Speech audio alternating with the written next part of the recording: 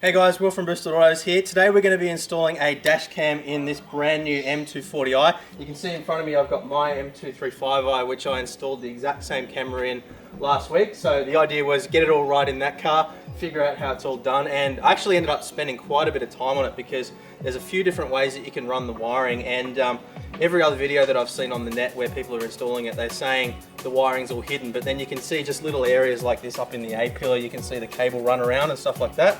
I didn't want any of that. I wanted it to be absolutely perfect. So figured out the best way to do it. So in this video, I'll be showing you how to install the front and rear facing camera with all the wiring, make sure that's all concealed. We're also going to be showing you how to actually wire it up to the battery in a BMW so you don't have any issues running it all the time in parking mode. So there's a couple of little tricks to that. Modern BMWs and some other modern cars have a system in them where they detect any drain that's on the battery while the car's turned off. So what'll happen is if you've got a dash cam running, it'll start throwing error codes and stuff the next time you start up the car. So I'll show you in this video how to wire it up so you don't have any problems with that. So let's jump into it. Alright, so we've got our Thinkware F770 dash cam here, which is a front and rear facing. We've got our hard wiring kit and our rear facing camera kit as well. So those are actually sold separately. So make sure you get the right stuff. And I bought these from Carbon Car Systems. Really, really good to deal with, highly recommended there. So if you're in Australia, Carbon Car Systems is a good place to go to get these. So what we're going to do first of all is just test that everything works before we start wiring it into the car. Obviously the last thing you want is to install it all, find that it doesn't work. So I'll show you how to do that first. Now the things that we're actually going to be used to install the kit is, we've got a butterfly light here which we can use to see in the boot. We've got soldering iron and solder. I've got a little blowtorch here as well, which I'll use to shrink down my heat shrink. Got heat shrink for joining wires, long nose pliers, bull nose pliers, wire cutters, a screwdriver which we're going to wrap in some electrical tape just to make sure that we don't damage any panels, and that's just used to kind of poke the wiring down behind panels. We've got a multimeter that we can use to test a few things to make sure everything's working properly. Some tape to take the wiring down inside the car as well. We've got a 10mm socket here as well to make sure that we can undo the battery strap for the ground. I've got some isopropyl alcohol as well, which I'll be using to clean the windscreen just to make sure that we get full adhesion there and nothing comes off. Now in this particular car, the hard wiring cable isn't actually long enough, so we've got some multi-core wire here as well, which we'll use to make up the distance. The reason it's not long enough is because in this particular car, the battery's in the back of the car, in the boot. So if the battery's in the front, you wouldn't have this problem, but in our case, we need to run an extra bit of wire to the boot as well. So you need 3 different wires. You've got your ground, your red, which is your accessories power, and then your battery, which is your always on power. So this is actually a 4-core wire, but you only need 3 cores, so that as well. We've got a couple of little 5-amp fuses. You only need 1 of those for this car. And then a fuse tap as well. And what we'll use that for is to tap into our accessories power on the car. And beside me here, I've got a DC power supply, which we're going to use to actually test it. You don't actually need one of those to test. You can just test off a battery or whatever you have available to you. But for the purpose of this, I thought it'd be easiest to just use that. So we'll connect up our ground.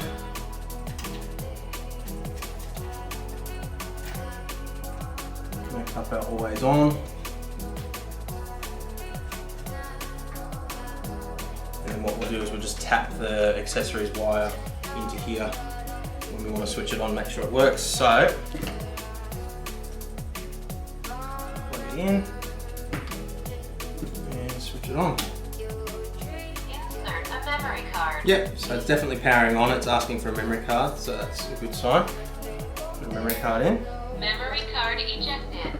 System restarting. Right, and what we'll also do is we'll just connect it up with Wi-Fi quickly as well and make sure that the rear camera is being picked up. So you can see our front camera's working. There we go.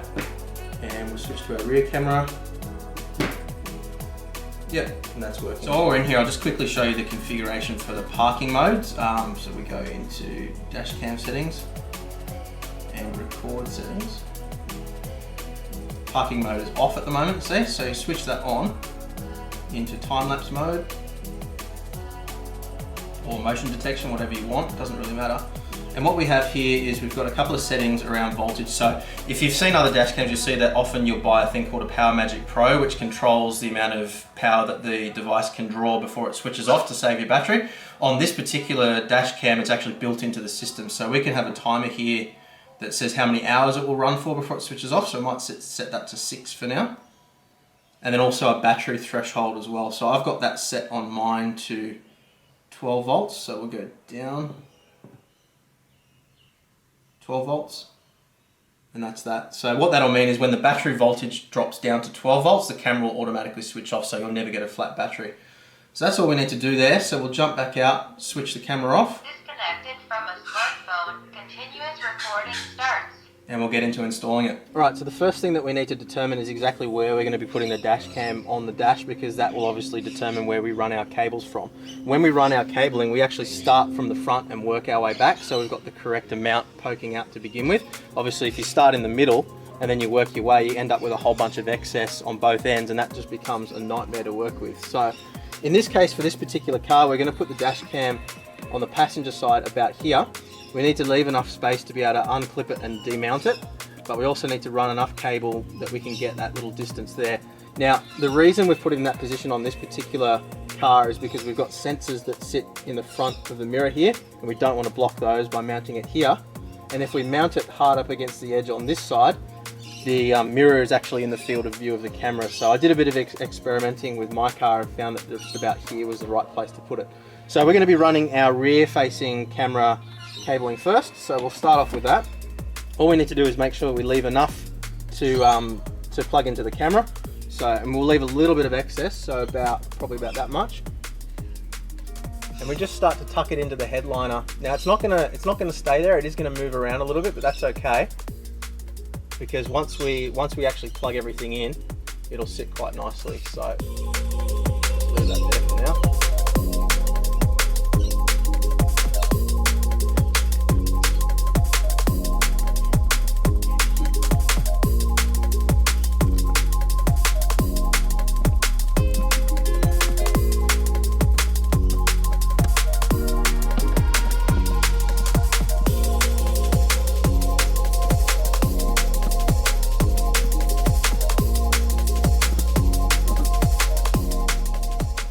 You'd never know that there was anything in there.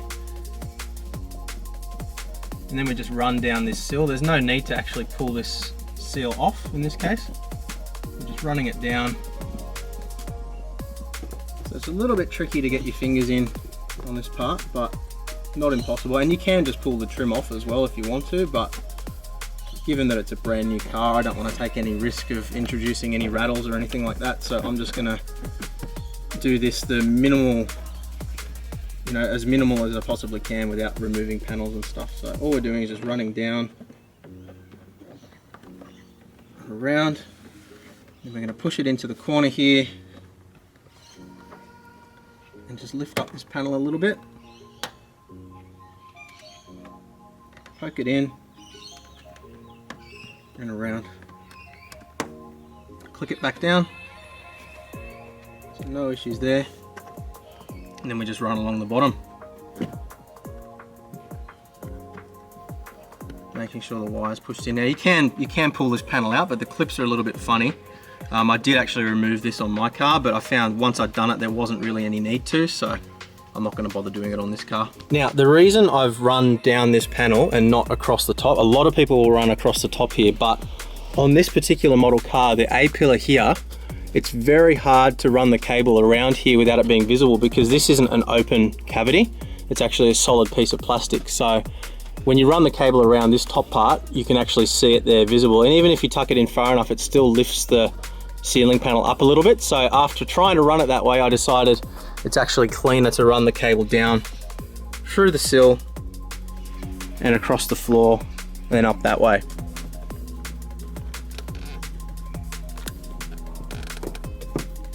Okay, so that's all tucked in nicely. Now the next part is to run around the outside and up the side of the seat. So we'll move the seat forward. Now, one thing you have to be really careful of, and it sounds stupid, but never go around the seat belts anywhere. Always make sure you go on the right side of the seat belts. I've actually had that happen before where I was going around the clasp at the bottom and at the very end realised that I'd gone on the wrong side and had to start again. So, trap for young players, that one.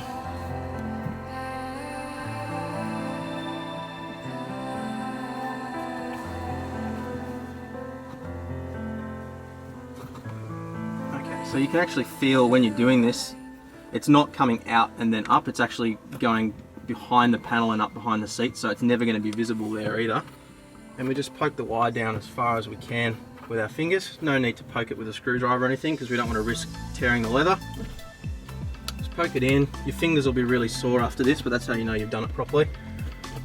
And just keep poking it in as far down as you possibly can. And then we go up the side. Now there's actually quite a large cavity on the side here, and this is a good place to hide your excess cable. So just keep running it in.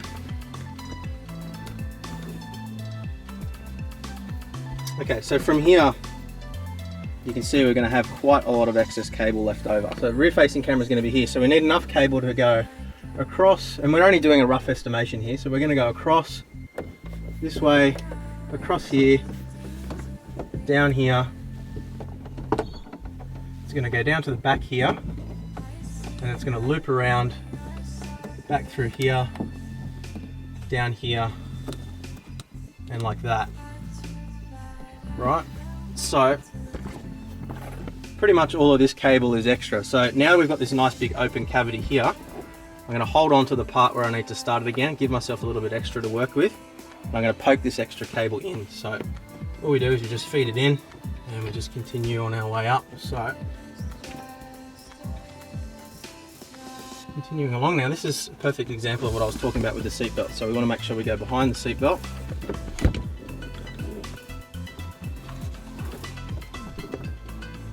Up underneath here. And at this point we need to fold the seats forward. Put the cable in. Now what I do on a hard corner like this where you've got a piece of plastic is I just poke the cable in a little bit and then run around the edge like that, so we're not getting a kink up against a hard piece of plastic, because obviously you can imagine if it's moving around a lot over time it's likely to tear into the cable. So we're just going to run it along here where it's not visible. Pull this seal out. So pop that out like that. Run the cable along.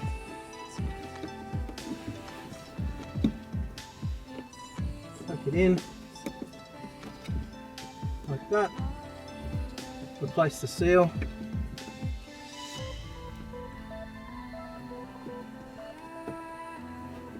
That. So that doesn't matter that the cable's out a little bit there because the seat's going to be covering it anyway. If you really wanted to, you could pop this panel out and run it through, but there's really no need because it's not visible anyway. And then we run it up across here.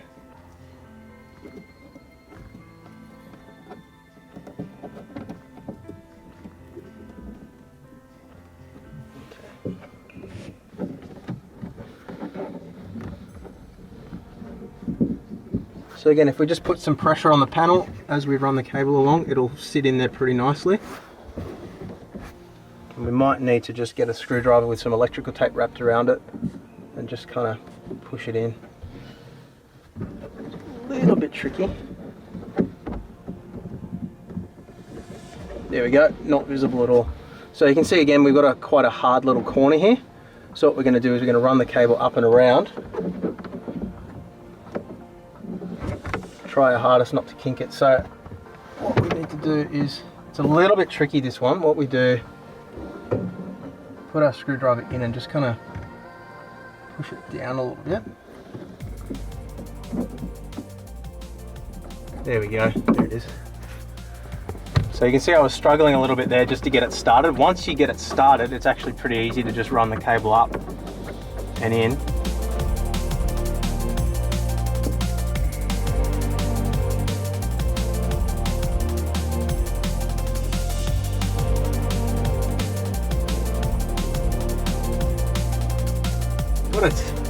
Alright, so now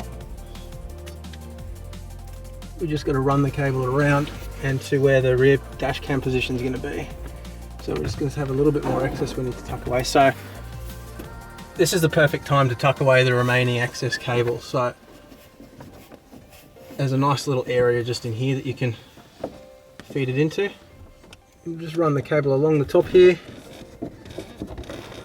Tucks away really easily. And then we've got a little bit of excess there, so what we'll do is we'll tuck it away a little bit more on this side. Run it along. And then if we need a little bit more cable afterwards, we can just pull it through like that. Alright, so one thing to be aware of when you're mounting your rear camera is make sure you've got it the right way around. So in this case, the writing on the sticker actually needs to be upside down for the camera to be the right way up. You can't change the orientation in the software. So if you get it backwards and mount it that way, spun around like that, your footage is going to be upside down. And I actually did that in my car. Originally had to rerun all of my cabling again. So we've got a nice little line right in the middle of the windscreen on this side that tells us where dead center is. So all we need to do is just line that up with the camera. So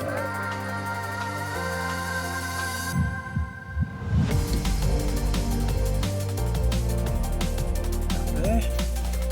Spin that around so it's facing the right direction. Stick it on.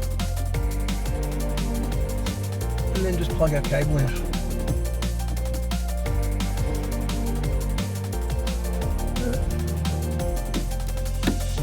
Okay, so we need a little bit more length on the cable, so we just pull a little bit more through and tuck it all away.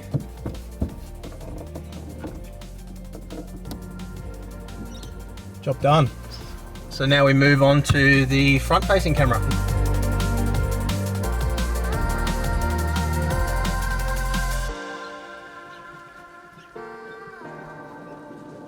Just kind of need to keep the wire a little bit tight along here. You find if you get any slack in it, it'll fall out the front because there's not a real tight seal between the front of the car and the wire there. So just tuck it away a little bit better there.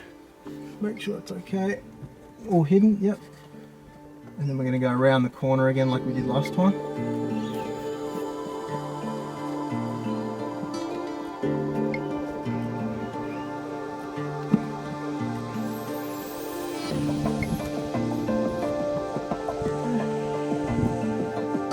And same thing again, we're going to run all the way down and around. Now you'll see here, this cable is nowhere near long enough. So that's where I was talking about at the start of the video. We're going to end up chopping the cable here and creating a joint about the middle of this panel down here. So we'll just continue running the cable down.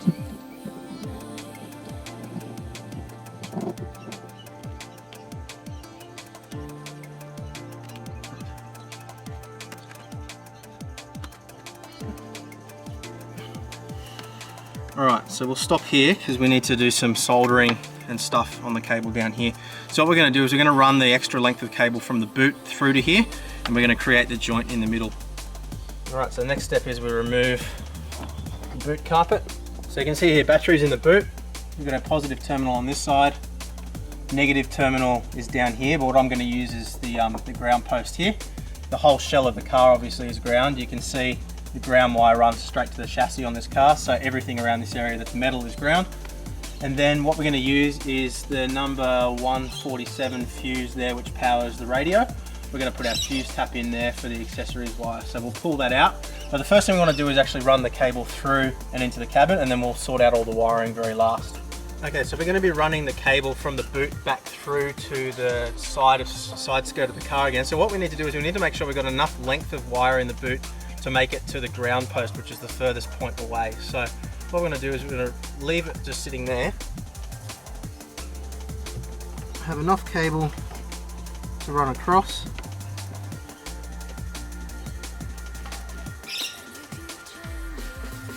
There's a little bit left to spare. So what I'm going to do is I'm going to go under the carpet here. So I'm going to actually tuck the cable through and underneath the seat hinge here. So it's important we go down and around. So we'll grab the front and go down, tuck it through,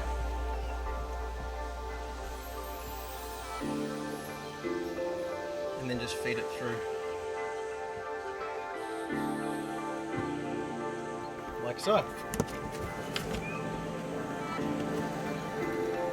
There's a bit of a sharp corner here, but we can tuck it in. You can see that you can kind of get your fingers behind it and feel when the cable's tucked away, so it's not going to come back, because you don't want people to be sitting in the chair compressing all of this and have the cable pop out. So you really want to shove it up there as far as you can, and then again run around the back of the seatbelt.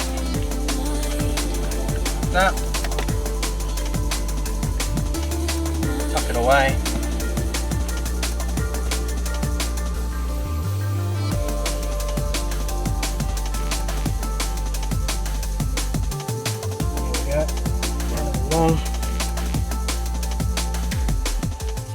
So if you push in hard enough, you'll actually get past the little ridge, and that's when the cable will really be hidden away. So don't just kind of poke it in and then leave it, because it will pop out when somebody sits in there. You're going to really shove it past that lip, and then it'll disappear entirely.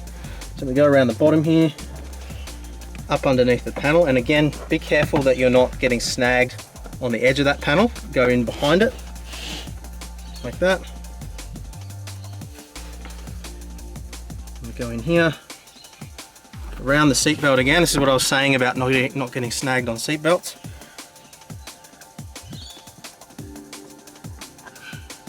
And around. Alright, so that'll do for that now. Now we need to do some soldering. Alright, so the most important thing when you're soldering, lay down a towel or something to protect the car, because obviously any molten solder that lands on anything plastic or paint is going to melt it and damage it. So what we want to do is just tuck the wires up, get a piece of towel. That way, worst case scenario, we only damage the towel and not the car. The first thing we need to do is cut off these wires. So we're going to end up reusing this ground wire inside the boot later on, as well as these fuse cartridges. So what we'll do is snip it with enough length that we can still work with it. So about here, and here, and here. Okay. Put those aside so we save them. Now, depending on your technique, I've been working with wiring for many years, so I'm pretty good at stripping wires now.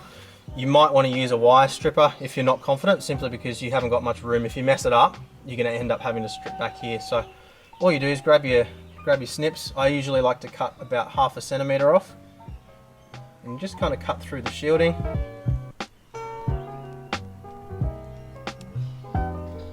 Take it off like that. Just twist the ends closed. Next one.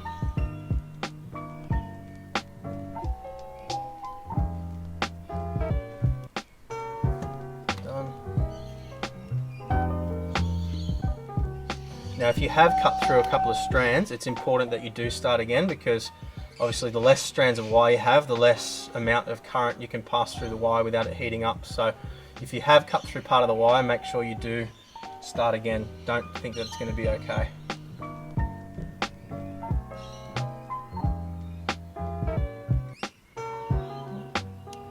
Go. That's done. Okay, so that's that one done. Now we want to measure out the length of wire we're going to need for the other end. So about here. Leave a little bit of slack.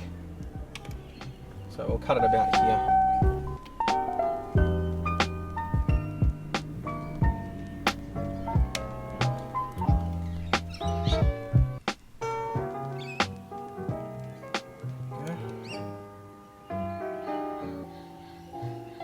And then we're going to slide little tabs of heat shrink over each of these wires so we can insulate them all individually as well. So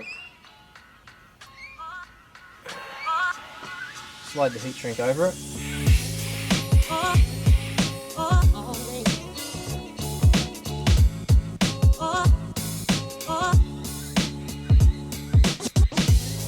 The wires together. Make sure it's nice and flat. We want to try and do this as quickly as possible so we don't shrink the heat shrink. So that's all we need.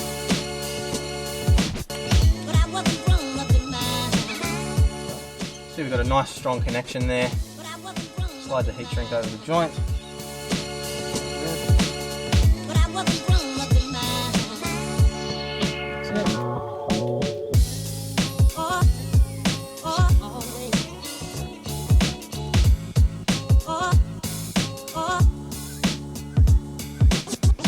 That's it.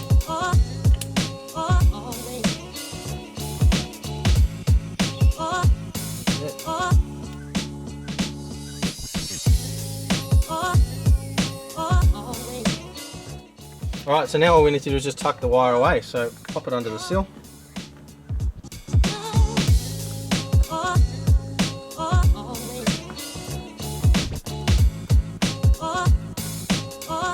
And again, if you want to, you can pop this panel off pretty easily and tuck it right down into the carpet, but really don't need to. I did that on my car because I thought I would have to, and then it turned out I didn't really need to do it.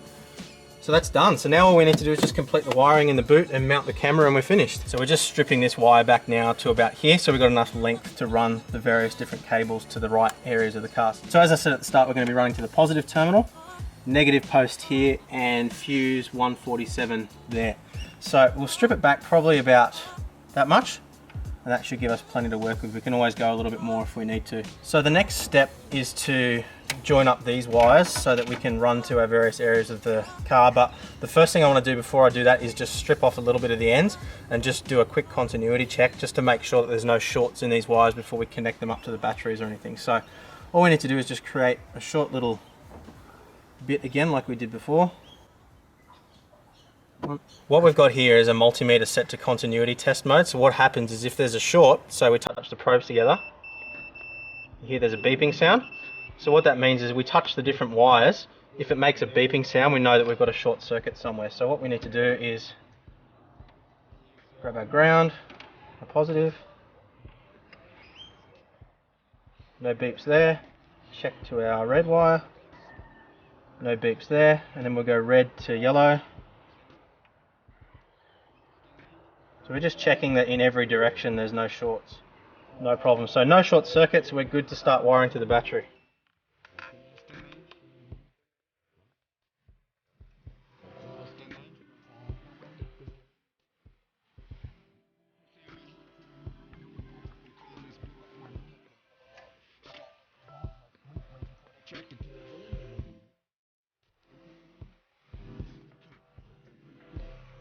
So what I'm going to do is I'm going to wire a fuse in line with the fuse tap anyway, just so we've got a double backup. And I'll show you, there's a little bit of confusion about the direction that the fuse gets wired as well, so I'll show you that when we get to it.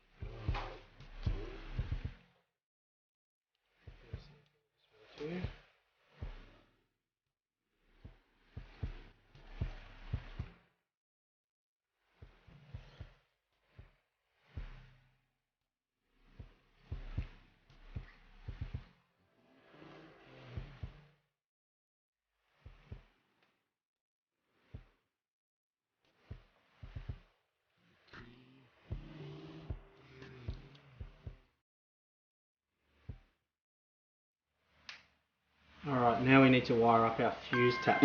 So the diagram shows that we've got an in position and an out position. Now normally on a fuse box, if you've got a fuse in there, because it's a complete circuit, it doesn't really matter which side is which when you install a fuse. With a fuse tap, it's very important that you have the fuse tap installed the correct orientation.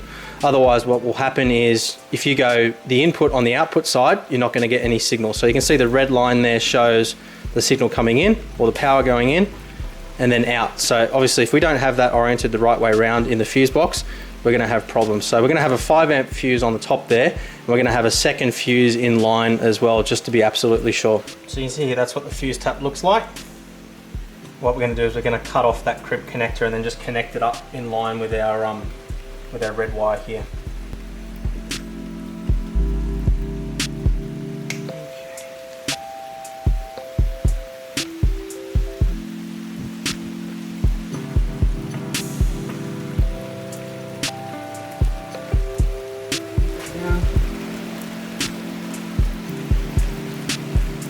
Done. Okay, so you can see we've got our fuse tap for our accessories wire.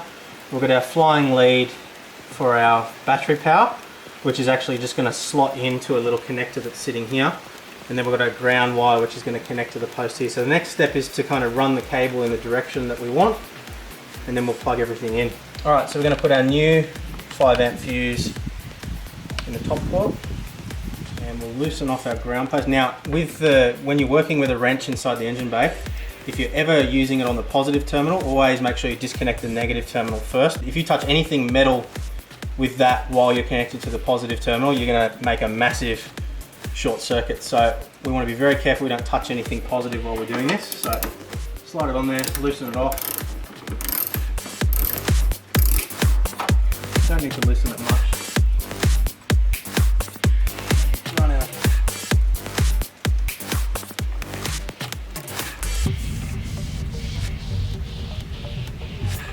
Yeah. That's that one.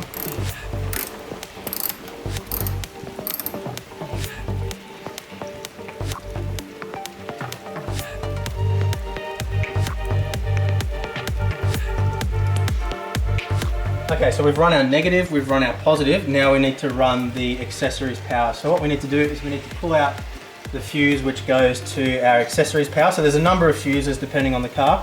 In this particular case on the 2 Series, I'm taking out the fuse number 147, which is for the radio. So pop that in, pop it out. And then we need to install it into our fuse tap, like so, and then simply plug it back in, like that. Done. So now we just need to tidy up the wiring and plug in the camera.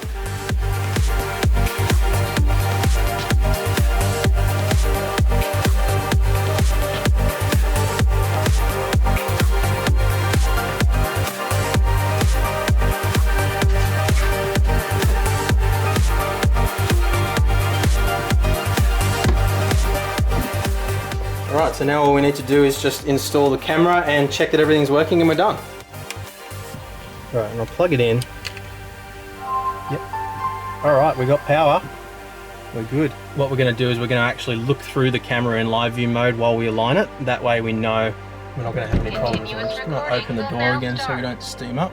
Okay, now there's a little bit of a delay, so we just need to be careful. We also need to be careful here because we've steamed up the glass, so get all that steam off. Peel off the backing. Okay, so what we're trying to do here is we're trying to make it so that the front of the bonnet is in line with that bottom line and the green bin is in line with that center line, so roughly like that. So get it in position and I'll just clean that off again. Yep, I just need to pull the lens down, touch. So that's on. Slide it off again. And we'll click the lens down, one more click.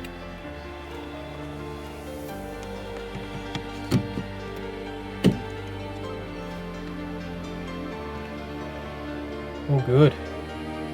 So now we just need to tidy up these wires again.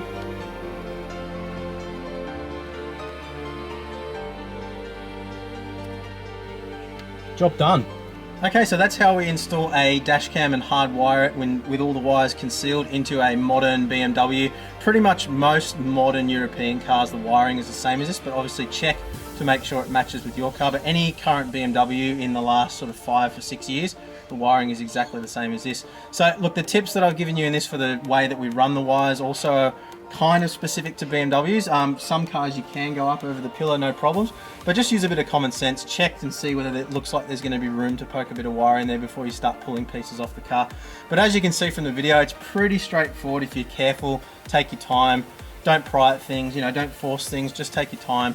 And yeah, a little bit of patience goes a long way and makes the job a lot easier. So hopefully you found the video interesting and useful. If you have, please make sure you subscribe to the channel, like the video. Thank you very much for watching, and I'll see you next time. Bye.